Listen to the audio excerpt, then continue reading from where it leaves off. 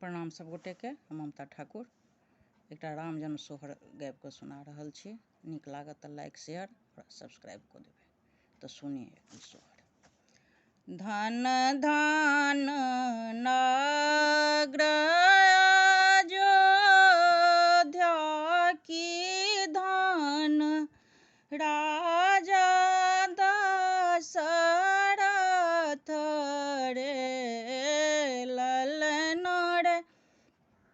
धन रे कौशल्या रानी के भाग की राम जनम लेल रे। आबथु पंडित पुरोहित पोथिया सब लेने आबथु रे। ललन रे गुनी देथु राम कलग्न कौने तिथि जनमल रे। नवमी नक्षत्र राम जनमल दिन दिन बढ़त रे।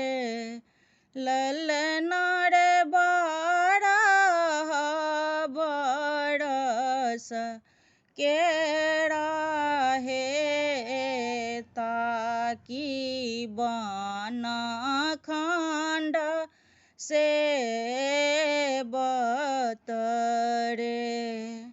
एतबा सुनल राजा दशरथ सुनी मन बेदिल रे। ललन रे गोरे मुख तानल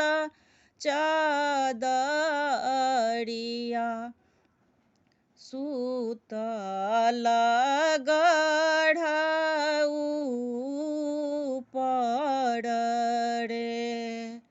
घर साँव कहती कौशल्या रानी सुनु राजा दशरथ है। राजा है बाँझिन पद मोरा छूटल कतहु